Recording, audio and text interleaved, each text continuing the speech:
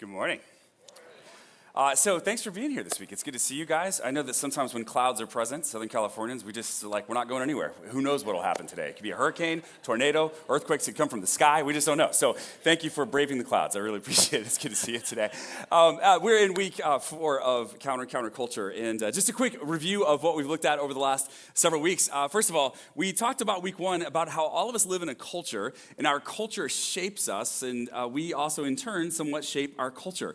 Cultures we talked about consisting of worldviews, right? The way that we think things hold together, and rituals, the practices we do that kind of reinforce our values. They consist of heroes, people who we think represent the best ideals of our society, our culture, the thing that we belong to, and artifacts. These are pieces, right, of things that we might have. Perhaps in the United States, for instance, it would be like the Constitution or the Declaration of Independence, or for Christians, it might be the Scriptures. Artifacts that reinforce what the culture is as well. So then we talked about Jesus, because one of our goals in this series was for Jesus to become increasingly more three-dimensional for us. And so we looked at an image that a photographer had created, working with some archaeologists and some people who have been studying first century.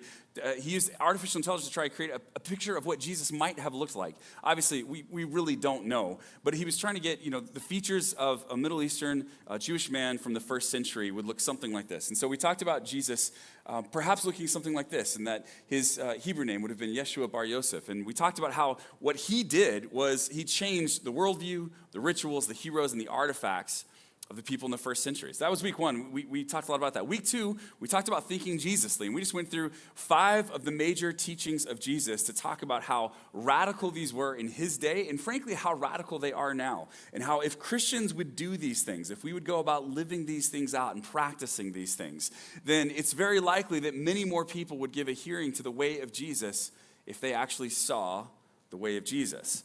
We kind of joked that Christians say they want to live more like Jesus, and non-Christians say they also want Christians to live more like Jesus. So we agree on this.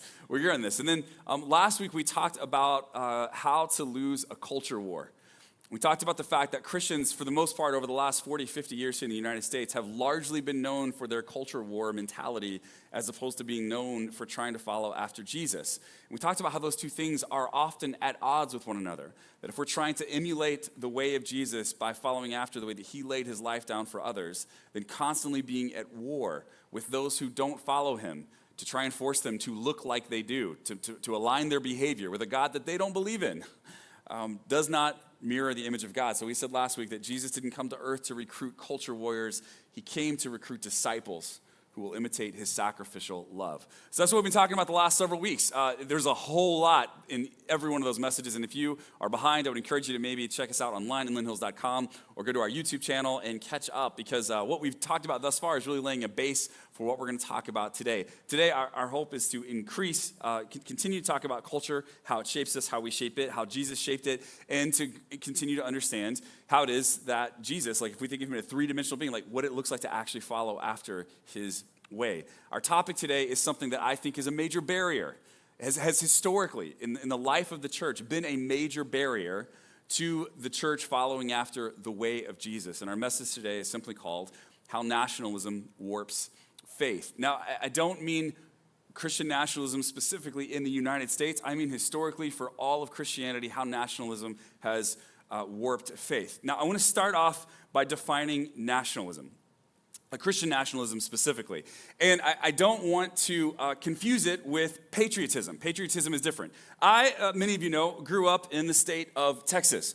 And that's not me, by the way, or one of my children. This is just a random Texas child. They all look exactly like this. So I grew up in the state of Texas, and most people I talk to either think of Texas as some kind of like amazing promised land, Garden of Eden type location, or a dystopian hellscape. Those are the two opinions that people have about Texas, and it usually tends to be one or the other. But I can tell you for most of the people who live in Texas, they do not understand why you would ever move away from Texas. So my wife and I were in our mid-20s when we moved from Texas to Chicago, and our friends just couldn't understand it. They would ask, like, where are you going to school? And I said, well, I'm going to Trinity Evangelical Divinity School in Chicago. And they were like, but Chicago's not in Texas. And I said, yes, we've used the map. We know it's not here. They just couldn't, why would anyone leave such a great place? I mean, this really is, the Texas pride is really kind of injected into your veins from the time you're born in the state of Texas. It really just is a big deal there. Map of the United States for a Texan looks a lot like this. It just kind of, it just kind of dominates. That's just the way that they see things. It's okay. We love our pickup trucks. We love our lovely haircuts. I mean, that's a beautiful man is what that is. So it is not uncommon at all to see these kinds of vehicles driving around. And I mean that sincerely. And I know people are like, oh, that's just a stereotype. And like, yeah, it's a stereotype because it's true. Like every small town you go to has this guy. And he usually goes to the coffee shop every morning and he gossips with the other old men and it's great. And Texas also, and I thought every state must have this when I lived there. And then I moved out and realized it didn't. I don't know if you know this, but like Chevy and Ford, the big truck manufacturers, when they create trucks, they always create a Texas edition of the truck. Like this is the F-150, but Chevy has a different symbol that's also Texas edition. It has like a star in it, I think, like a Lone Star. Because Texans buy 1 out of every 5 trucks sold in the United States of America. You cannot move the needle on the truck market if you don't make Texans fall in love with your truck. And so they all come out with a Texas edition. I just thought this was normal. I thought, oh, there must be like an Iowa edition and a California edition. Like, no, just Texas. That's the way that they're thinking about this because they're trying to recruit people. Now, this kind of pride, right? Oh, I grew up there. It's a good set. Like, we love Texas. Like I knew that when I grew up. Pride in the United States, pride in Texas and the people of Texas. And I moved to California. And what I find is in California also, similarly, people who live here either think of it as like a utopia they would never want to leave or a dystopian hellscape they can't wait to get out of, right? And it's just fascinating to me that these are these two states, those are the two opinions that basically exist of them. My family and I, just for what it's worth, we love living in California. We have loved California. We've loved the culture here. We've loved the tacos here. We loved the Lakers the first year we were here and they won the championship, and we still love them, but it's harder now. Okay, it's harder. We have enjoyed so much this, the beauty of this place. I had someone tell me actually when we first moved here, this was very helpful for me. They said if you love the outdoors and you love connecting with God in nature, you will love Southern California. And you just need to prepare yourself to pay what he called the sunshine tax, right? He's like, you just pay a little bit more, well, for everything. Housing's a lot more. Housing's a lot more. Gas is a little bit more. Taxes for some tax brackets are a little bit more. Like it's just, and some people, that just grates on them over the years that everything's a little bit more, and they finally just get done with it, and they move to Texas or Tennessee or Idaho, right? They get out of here, Iowa, and then they get out of here. He said, but if you really love connecting with God in creation and seeing like some of the majesty of what he's done, and you love lots of different people from different backgrounds and learning from them, like it's worth it. It's worth the sunshine tax. And my family and I have found that we love this place. Like we really, really do. So I don't know how you feel about California. And this is not a political statement or anything about that. We just really love living here, in part because we've enjoyed you so much. Thanks for being enjoyable. We really appreciate that. So I grew up in Texas, but we're firmly in California now. And I love a lot about both states. This is like patriotism. It's where you're excited about the place you live. You're thankful for the place you live. You're excited about the people you get to do life with. You want generally for your nation and for your people or your state to succeed. Like that's patriotism. That is healthy. It's okay to have some pride in the place that you live and to want to be a part of making it an even better place. That is a healthy thing. That is not what we're talking about when we're talking about Christian nationalism, okay? It's not, so if you like to fly an American flag on the back of your pickup truck, or you like to, wear I Love California t-shirts or whatever, that's all fine. That is not a problem. That can just show a healthy love for the place that you live, and that can be good. Christian nationalism, I'm going to look at Russell Moore. He defines it like this. He says, I would define Christian nationalism around the world, right? So it's not just in America, around the world, as the co-opting of Christian symbolism for a kind of blood and soil ethnic nationalism, an ethnic identity or national identity for which Christ, the cross, the gospel, and other symbols and realities of Christian life are used, often by people who don't actually have a religion. Now, there are a lot, actually, if you look into Christian nationalism, there are a whole lot of definitions that are working right now, and so it was hard to land on one. I chose Russell Moore's because I think it does a really good job of talking about historically what it's been and also providing a place for us to talk about kind of what it's been in the United States, not just recently, but for a very long time. Here's essentially what we're going to be looking at today. I want to look at the history of Christianity and how, not all of it, don't worry, we're not going to be here for hours. I want to look at a portion of the history of Christianity and how it started with just a handful of people following after this Jesus in the first century Palestinian Jerusalem area. And then I want to look and see how that grew over the next several hundred years to eventually encompass an entire empire and eventually the entire world. And I want to look at, that did some good things, but I want to look at some of the severe damage that movement actually did to the message of Jesus and to the way that Jesus called us to live. Here's the problem with Christian nationalism. It wraps up a national identity with a Christian identity to where you can hardly pull the two apart. And once your identity in Jesus is wrapped into your identity as a nation or a state or a nation state, right? Once your identity in Jesus is wrapped into the identity of a nation, then as the nation goes, so goes your faith, is your mind. And so then if the nation starts to decline, you assume that Jesus starts to decline too. But these two things are not the same thing, and we need to pull them apart. Here's a big problem with Christian nationalism. Christian nationalism ascribes to a nation what should only be ascribed to Jesus. Right, starting in the 4th century, when Rome became a Christian nation, we'll look at this more. Christianity became the official religion of Rome. Then, as Rome goes, so goes the faith in the minds of many people. And so Rome becomes the hope of the world. Rome becomes the bastion of the world. Rome becomes the light of the world. These terms that Jesus used to talk about followers of Christ, when he says, you are the salt of the earth, you are the light of the world, you are to be a city on a hillside, shining for all to see. You are to point the way to Jesus Christ. That was supposed to be about believers. That was supposed to be about the church. But suddenly, when Rome became a Christian empire, now all those things are applied to Rome as a nation. But unfortunately, that's not to be applied to a nation. That is only about Jesus and the kingdom of Jesus. So Christian nationalism, in whatever nation it's ruling and reigning, it ascribes to a nation what should only be ascribed to Jesus. And as we're going to see, that's going to be a major problem. I have been highly influenced over the years by a good pastoral and theological friend of mine named Gregory Boyd. He wrote a fantastic book in 2004 called The Myth of a Christian Nation. And it's not a fight against those people who would say that we were founded on Christian principles. He's saying no nation is ever able to be Christian because nations just can't be Christian. It's an oxymoron. It's just not possible. It can't happen, right? So that's his argument. It's a fantastic book. I should have probably put it up here. If you want to read it, it was written in 2004, so it was before the intensifying of the political climate as to right now. But you can see how his concerns have played out over these last almost 20 years now. So Gregory Boyd, The Myth of a Christian Nation.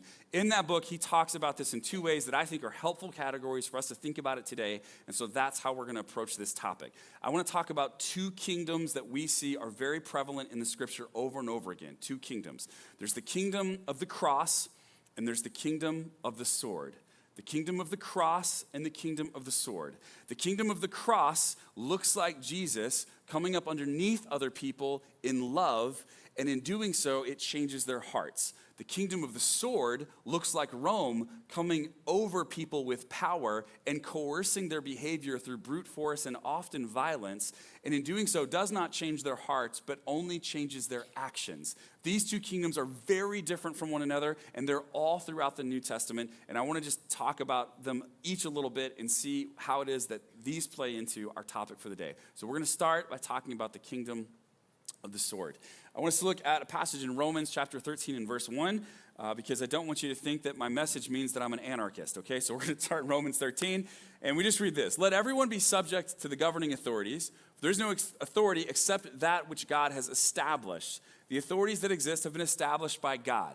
Okay, so God has established authorities on this earth through nations in order to basically police the world.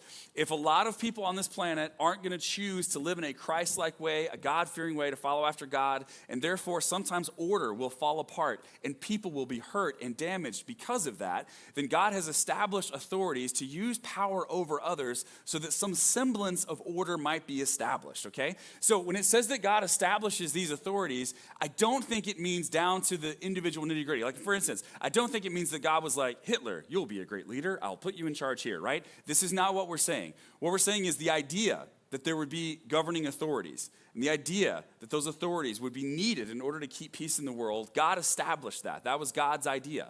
And so, generally speaking, what we read all throughout the New Testament is this idea that because God has put authorities into power, insofar as you can be faithful to the gospel of Jesus and obey those authorities, you should. So we're told a number of things. We're told, hey, you need to honor the emperor, right? And the emperor was a horrible person compared to Christian standards. And yet the first century church is told to honor the emperor because he's in a position, right, that God has created to keep order in the world. And so insofar as you can obey him, you should obey him. Now, did the early church always obey the emperor? Did they always obey the authorities? No, sometimes the authorities told them to stop preaching the gospel. And they were like, we're not going to do that. And they just kept preaching it, right? And they were put in prison. And then the first Christians, like outside of the book of Acts, as you get through the first century, they start being killed for this, martyred for this. So it wasn't about like always obey them no matter what they say, but insofar as you can be obedient to Jesus and also follow the laws of the land, honor the emperor. Mind your business. We looked at this passage last week where Paul actually says, like, the best way you can witness to the world is to mind your own business. And a lot of us went like, ooh, ouch, that hurts. But he was sincere. And what he was saying was, if you mind your business and you live a good life, good, faithful life, people will be drawn to Jesus because of the life you live. They will find it compelling. Live according to the law. Pay your taxes. I'm really glad that it says this a number of times in the New Testament because then we don't have to fight about it here in the 21st century, right? Should I pay all my taxes? Yeah, you should pay your taxes. They were taxed way more in the first century than we're taxed now. We should pay our taxes. In other words, be a good citizen is what we're told over and over again insofar as you can. So Jesus says there's authorities, God established them, you should generally obey them insofar as you can and be faithful to the gospel. And Apostle Paul continues on in Romans 13:3, and he says this, for rulers hold no terror for those who do right, but for those who do wrong. Now, obviously, this is a generalization. Some rulers have been horrible dictators who will punish even those who don't do wrong. But he's saying generally speaking, do you want to be free from fear of the one in authority? Then do what is right, and you will be commended.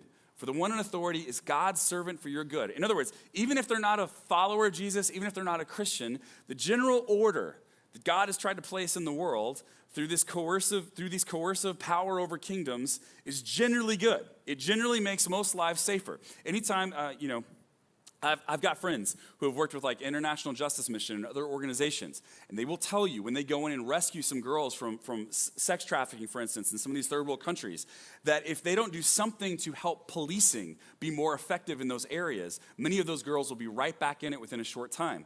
What they recognize is the wisdom of Romans 13, which says that in a world that is in utter chaos and out of order, God has put some established authorities in place. And so the world needs things like the military and police and governments and laws. The world needs these things in order that it doesn't just break into massive chaos. So God says these things generally are good. These things are good. But these things are not best. They are a plan B because the world is not faithfully following Jesus. But these things are good. They're not best. So for the one authority is God's servant for your good. But if you do wrong, be afraid, for rulers do not bear the sword for no reason, right? They have to enforce things. They are God's servants, agents of wrath to bring punishment on the wrongdoer. So when we talk about the kingdom, kingdom of the cross versus the kingdom of the sword, when we talk about those things, I don't want you to think that I'm saying like the kingdom of the sword is like a horrible, awful, unbiblical thing. I'm not saying that. I'm saying like it is a necessary thing that God has put in place, but we shouldn't confuse it with the Christ-like love that he's called Christians to live out. Here's the reason why. This is just the reality. Sword-enforced laws can control behavior, but cannot change hearts. Right? You can get someone to stop doing something you don't want them to do if you've threatened them with violence by the state. You can control the actions of people. You just can't change their hearts.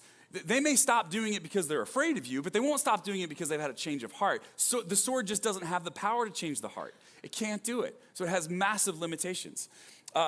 In addition to that, this kingdom of the world, this kingdom of the sword, we are given the hint, and it's explicitly stated numbers of times by Jesus, that much of this seems to be in the control of the evil one. Represented by the devil or Satan, that there's an evil force in the world. And look, we're not going to get all into spiritual warfare and any of that today, although toward the end of this year, we're going to do a series called Supernatural, where we're going to talk about what does the scripture actually say about all this stuff. It will be wild. It's in October on purpose. Happy Halloween. So come back for that in a few months. It's going to be fun. But today, I just want to say, like, Jesus seemed to believe that the spiritual realm was much more complex than many of us give it credit for. That there are real, tangible, evil, volitional wills in the spiritual realm that are trying to oppose God and therefore are trying to hurt you and trying to hurt me. All right? Now, I realize in a 21st century, disenchanted world, that is a wild concept and idea. But if you already believe in the possibility of a supernatural God who created and sustains all things, why not believe in the possibility that there is a spiritual realm that is also trying to oppose him? It's not, I don't think it's a real far jump. We'll talk much more about it later this year. But this is what the devil approaches Jesus to tempt him, and this is what he says. The devil led him up to a high place in Luke 4 and showed Jesus in an instant all the kingdoms of the world. And he said to him, I will give you all their authority and splendor. It has been given to me, and I can give it to anyone I want to. And if you worship me, it will all be yours. It appears from what we can piece together through the scriptures that at some point, Satan was given massive power over the affairs of the world, and then at some point, he did with that massive power what he was not supposed to do. And so therefore, he still has the power because he has the free will, and so he is using it now to thwart God's will instead of to ensure God's will, instead of to drive down God's will. He's trying to thwart it. So when he says to Jesus, like, look, if you'll just bow down and worship me, I've got all these kingdoms. They're mine. They belong to me. And if you'll just worship me, I'll give them to you. I have the authority to do that.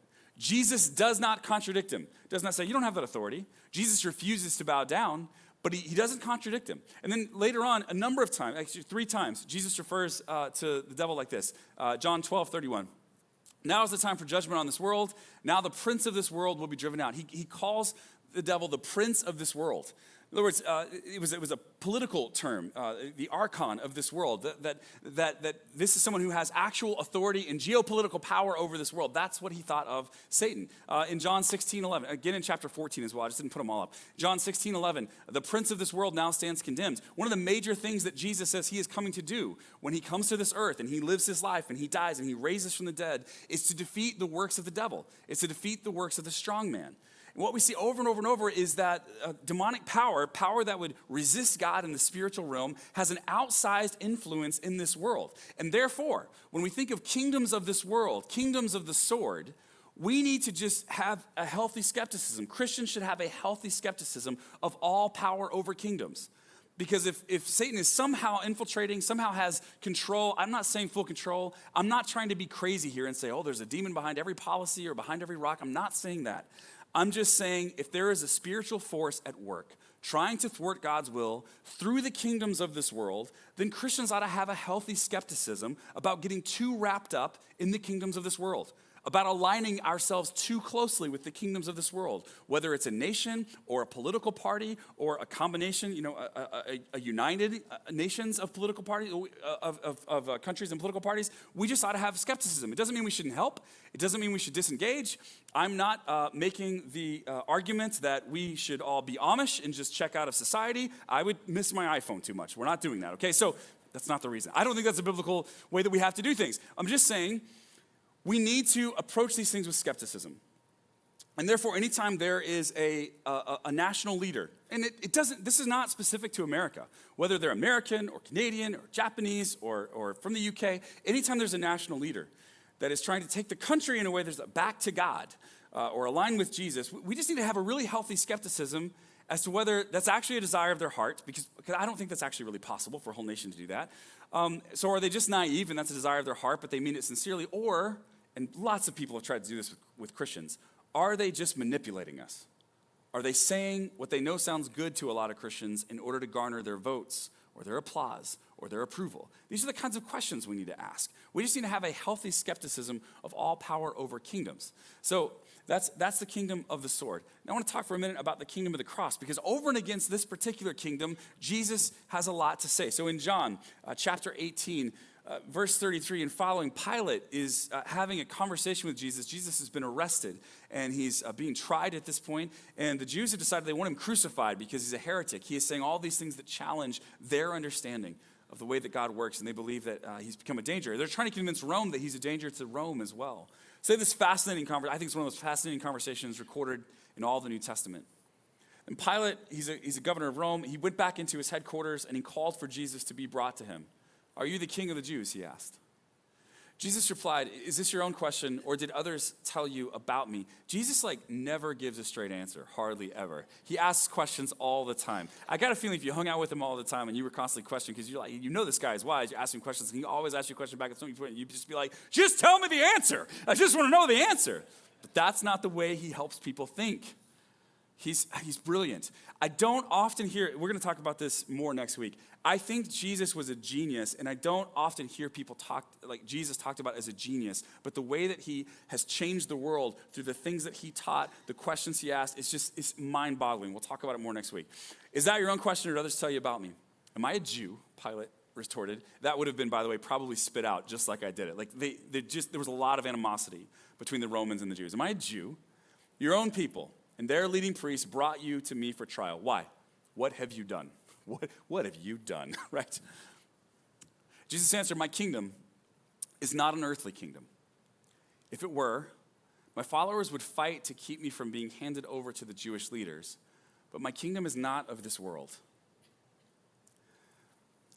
If you have 10 minutes this week, driving in your car while you're showering in the morning, I think you would do well to meditate on this passage. My kingdom is not an earthly kingdom. If it were, my followers would fight to keep me from being handed over to the Jewish leaders. But my kingdom is not of this world. Look, it's not an earthly kingdom. What's one of the ways you know? One of the ways you know is because my kingdom doesn't operate like this kingdom.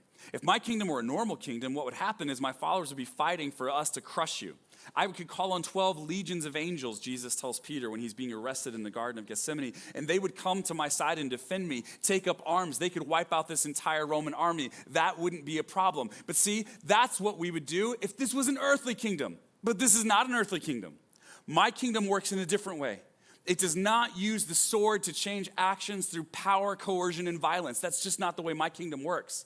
If it were like the kingdom of this world, my followers would fight. That's what they would do. But it is not a kingdom of this world. It is different. And explaining to his disciples about this and this difference, he tells them in Matthew chapter 20, he called them together. They're arguing about who's the greatest. We looked at this passage last week, but he said, you know that the rulers in this world lord it over their people, and officials flaunt their authority over those under them. Why? That's what they do. They force people to revere them or to fear them, and then they lord their power over them. They force them to change their actions because they have the power of the sword and they have the power of coercion. But among you, it will be different. That's not the way forward you're supposed to have. Whoever wants to be a leader among you must be your servant, and whoever wants to be first among you must become your slave. For even the Son of Man came not to be served, but to serve others, and to give his life as a ransom for many. Jesus is saying over and over and over, if you want to look like God, look at me. If you want to do what God would do what I do. If you want to serve like God would serve like I serve. If you want to know what you are supposed to act like, not like the Gentiles who lord their authority over you, but something different, watch what I do. Even the Son of Man came not to be served, but to serve others and to give his life as a ransom for many. That's how I'm going to do it. You think the way to win is to win with force because that's all you've ever known. I'm going to show you a different way. I'm going to show you a better way. And it is a way that will remain victorious even over thousands of years as empire after empire falls. My way will still go forward. Jesus invites us to trust the power of the cross over the power of the sword. And the challenge we have with that is that we have been lured in by the myth of redemptive violence and power and status. And we just don't believe that actually following Jesus, being willing to lay our lives down for the good of others, prayerfully asking him to intervene in the world, we just don't believe that that's a winning strategy. We don't believe Jesus. We've decided if we can't grab the power, grab the policies, grab the nation, take the whole nation direction, then we can't possibly win. And what Jesus said, that's the way that other kingdoms go forward. It's not the way my kingdom goes forward. You want to know how this goes forward? Watch me. Because the Son of Man came to serve. You were to do what I do if you are my follower. Now, if you're just using Jesus as a symbol, or the cross as a symbol, or the church militant and triumphal as a symbol, then you don't have to do that. That's Christian nationalism. But that's not what Jesus came for. Quick timeline. It's so big. All right, so Jesus is born, and in the first century, crucified, resurrected, and the church gets kicked off around 30 AD, okay, around 30 AD. In 70 AD, the temple is destroyed, and the whole way of religious life that the Jews knew, it came to an end. Jesus predicted this numbers of times, especially in Matthew 24 and 25, and the book of Revelation seemed to infer this as well, but the temple's destroyed, and they really can't go forward in the way that they used to. We won't harp on this stuff because many of you are familiar with it. If you're not, it doesn't have a lot to do with what we're talking about today. For the first several hundred years of the church went forward in exactly the way that Jesus was just talking talking to his disciples about it. You're going to go forward by laying your life down for others. You're going to go forward by serving others. In fact, the reason we have an explosion of growth we see in Acts chapter 2 is because Christians kept meeting together on a weekly basis and sharing bread together and praying for one another and caring for one another's needs and making sure everybody had enough so that they could get to the next day. It was a beautiful thing. Rome had never seen anything like it. And so people kept inviting their friends, no, come check out this community. Come take a look at it. And as they would come in, they would see the beauty of it and they'd be compelled by it and drawn to it. And so the church grew and it grew and it grew. And for the first several hundred years, even when Christianity was outlawed, Christians would not denounce the name of Jesus. The word martyr used to just mean witness. But in the first 300 years of Christianity, it came to mean someone who was killed for their faith because Christians kept getting killed for their faith. They would not retaliate, they would not take up arms, and they would not try and grab the controls of government in order to share Jesus with others because they believed that the way that they were called to do it was to lay their lives down for others and to refuse to renounce the name of Jesus. This all changed in 312 BC, when the Emperor Constantine became a Christian. Now, most scholars don't really believe that Constantine necessarily actually became a Christian. They believe that as Christianity was catching on throughout the empire and his mother-in-law eventually became a Christian, that he saw that and decided to become a Christian in order to continue to usurp and grab more influence within his own kingdom, his own empire, and move forward.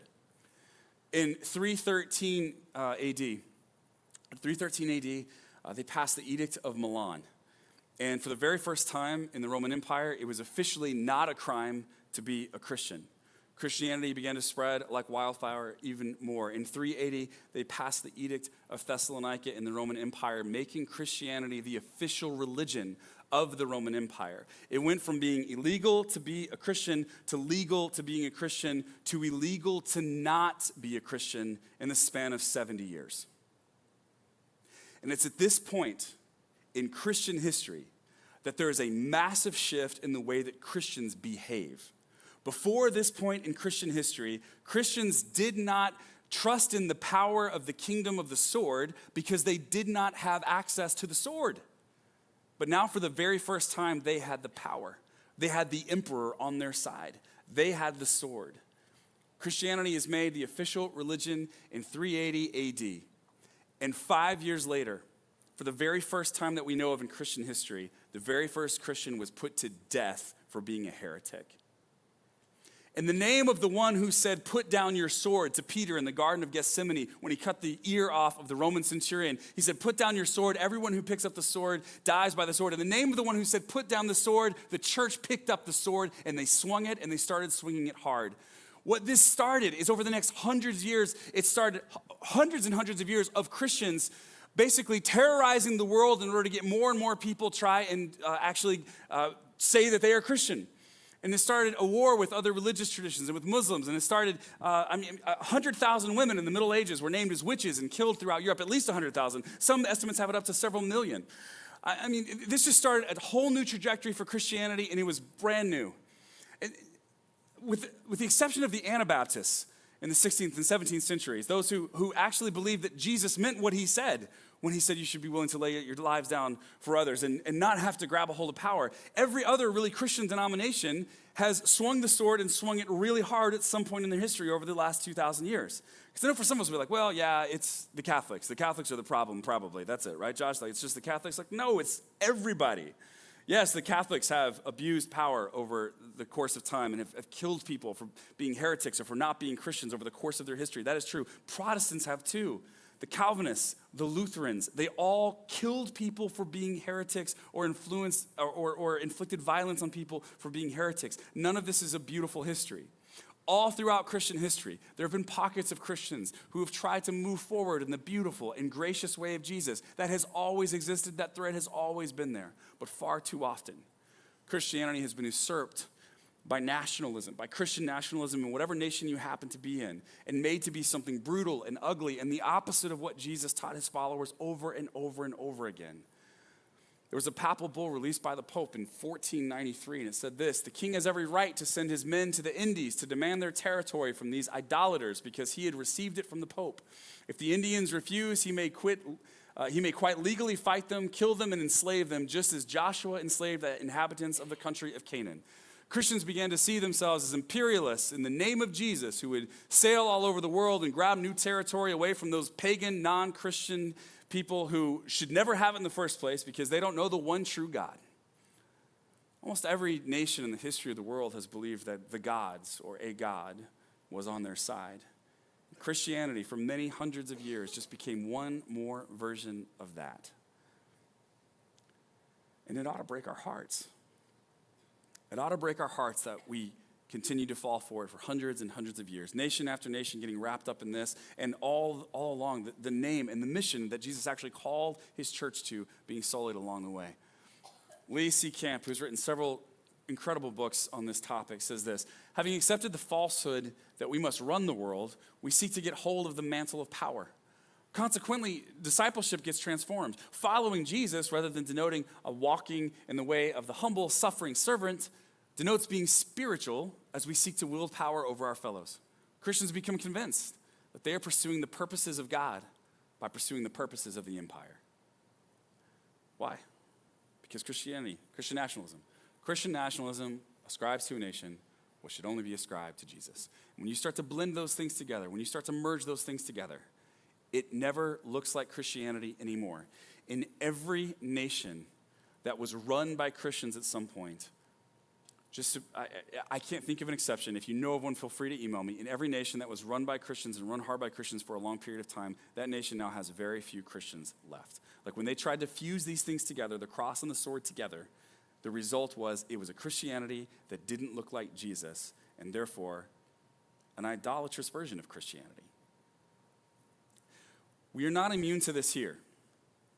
We have many brilliant, wonderful leaders and thinkers over the course of our history who have ascribed to our nation what should only be ascribed to Jesus and his kingdom. It does happen in the United States. So me sharing these quotes, I'm going to share quotes from old people and more recent people and Democrats and Republicans. Like this is not, trust me, it's not a Republican issue, it's not a Democrat issue. This is an American issue that we have had, this Christian nationalist ideal that like our nation is somehow ascribed the values that Jesus ascribed. And we start to look at the nation state of whatever nation we're in, and here it's the US because that's where we are. We start to look at the nation state as the Messiah that's going to save us from all this stuff instead of Jesus. So Thomas Jefferson, right? Amazing thinker, did a lot of amazing things, but he wrote this: would the honest patriot in the full tide of successful experiment abandon a government which has so far kept us free and firm on the theoretic and visionary fear that this government, the world's best hope. What's the world's best hope? This government, the one he helped create. Super humble. Okay, all right, so the world's best hope may by possibility want energy to preserve itself. I trust not, okay? That's Thomas Jefferson. Abraham Lincoln, though, right? Any fans? Any Lincoln fans? Like, it's a joke. Okay, all right, Lincoln fans. He says this: my dream is of a place and time where America will once again be seen as the last best hope of earth. The last best hope of earth. What's he ascribing that to? America. That America would be the last best hope of earth. Madeleine Albright, Secretary of State under President Bill Clinton, said this: if we have to use force, it is because we are America. We are the indispensable nation. We stand tall. We see further into the future. Right? It's just this messianic ideal is kind of like projected onto a nation. And I'm just talking about our nation because this is where we live, right? So these people are no better or worse than those who have used this kind of language to talk about their nation in terms of like eschatological end times hope all throughout the last 2,000 years. But I'm just showing you it happens here just like it happens everywhere else. Donald Trump, in a speech that he gave in 2019, his State of the Union, he ended it by saying this. This is the next to last paragraph of the speech. We must keep America first in our hearts. We must keep freedom alive in our souls, and we must always keep faith in America's destiny, that one nation under God must be the hope and the promise and the light and the glory among all the nations of the world. And guys, I'm an American. I love living here. I enjoy the state of California. I am happy that this is where I was born. I have patriotic pride. I have all of that.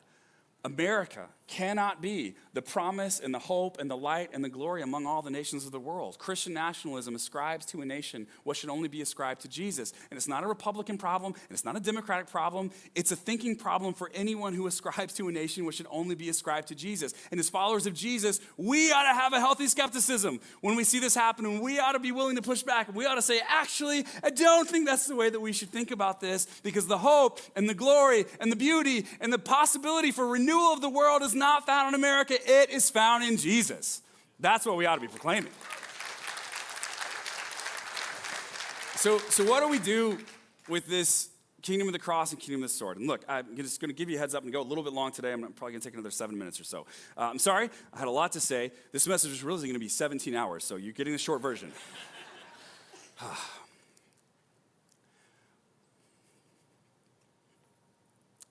In John 13, John tells the story of what Jesus did on the last night that he would be with his disciples.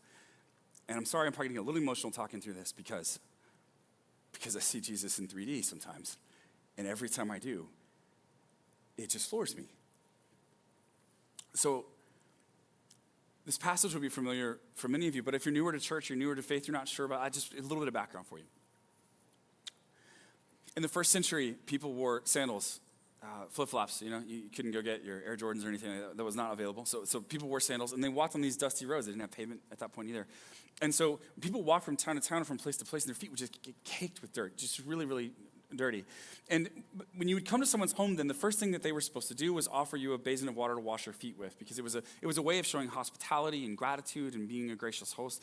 And it was a way of serving someone else as well. Now, if you had some money or some wealth or some status, you would never actually wash the feet of the people who come in. You would have a servant do that. Someone that you had paid. They probably did other household chores, but they would also wash the feet of your guests when you came in. And so for anyone who was kind of above a day laborer status, washing someone else's feet was considered to be a really lowly task that they were above, and they just wouldn't do it. And so Jesus is with these disciples, and they've been fighting nonstop about who's going to have the highest place within his kingdom. And he's been trying to tell them over and over, actually, my kingdom's not like the kingdom of this world. It's not going to go forward like that. You're not going to have authority over people. That's not the way that this is going to work. And then on the very last night, as he spends time with them, he walks into the upper room of this house, and the disciples all follow him, and all of their feet are caked with dirt. And I imagine he's standing there and he's watching to see. And I think perhaps one of the things he's watching for is like, do they get it yet?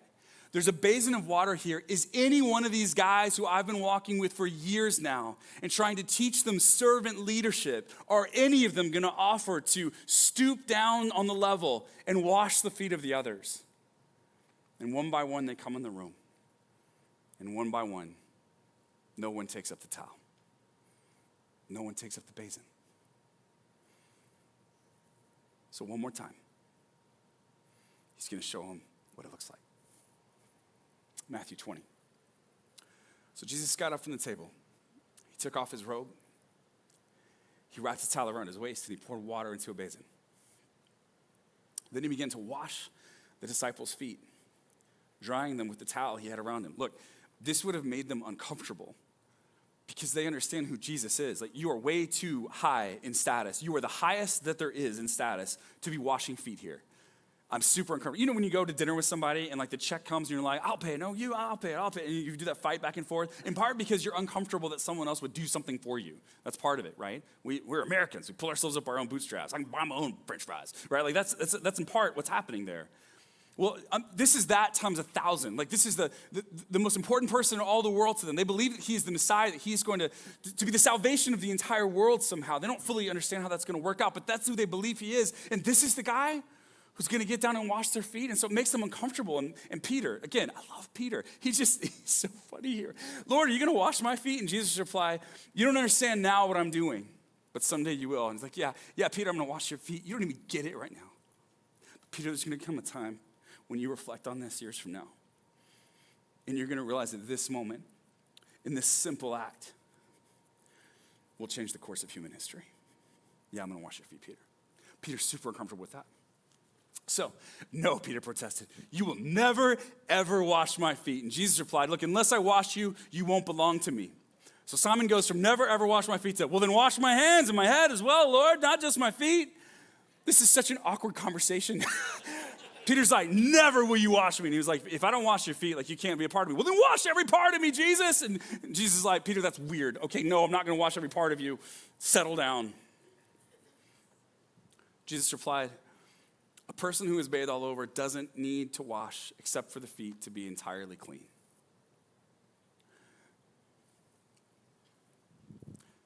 This act.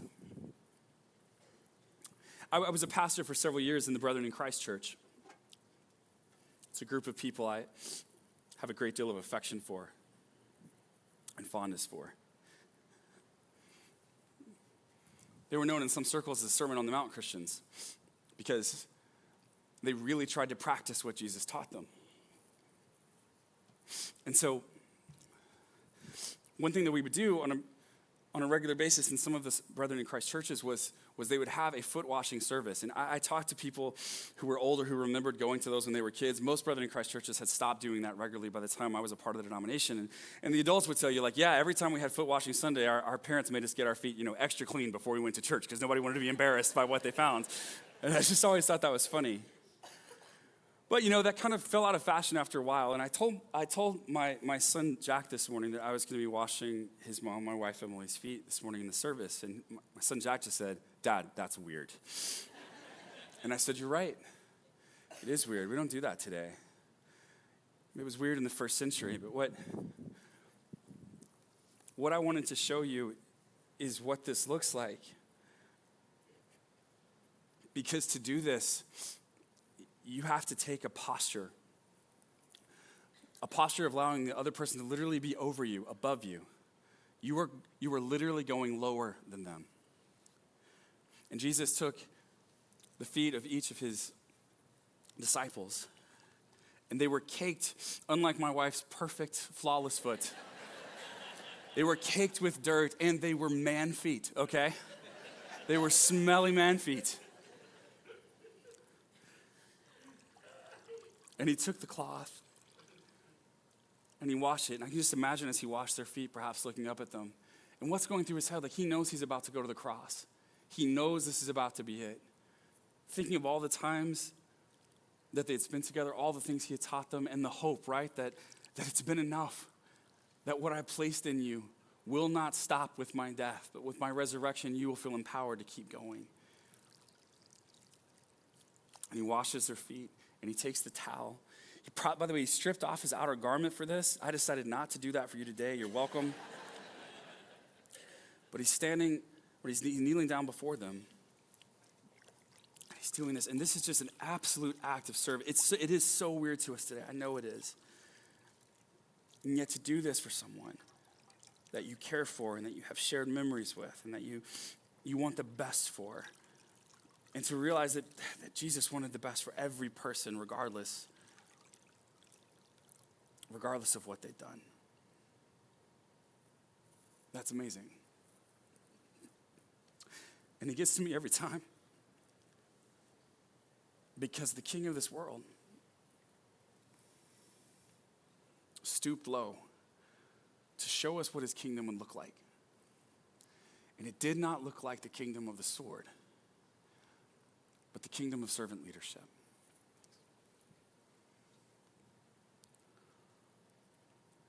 How could they have known in the first century that all-powerful God would use his power like this? How could they have possibly suspected that the way forward for the kingdom of the creator of the universe was to stoop low? Who does this? Who would think that this looks like a way forward? Jesus. Only Jesus. It's so beautiful, a person could not have come up with it.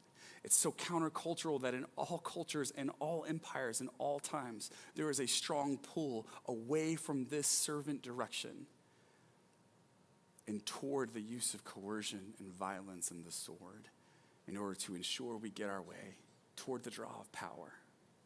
Followers of Jesus, we have lived in cultures for 2,000 years that have tried to teach us that counter to the message of Jesus, the most important thing we could do is grab the controls of power and try to make everybody else a Christian. This is not the way forward. This is not what he taught. This is not how he invited us to live. And if Christians would be bold enough to trust in the power under love of Jesus Christ, we might actually change the world. Father, I thank you for the time we have here today. And Lord, I thank you for Jesus. I pray, Lord, that his words and his actions would remind us day in and day out that we have much to learn and much farther to go if we are to emulate his way. And I pray, God, that we as a church would make that a priority in our lives and a desire of our heart. May the world around us be blessed, not because we have authority over them, but because we're willing to come under them in self-sacrificial love in the way of Jesus. May they be so blown away and surprised by that act of service that we see transformation in their lives. It's in Jesus' name we ask these things.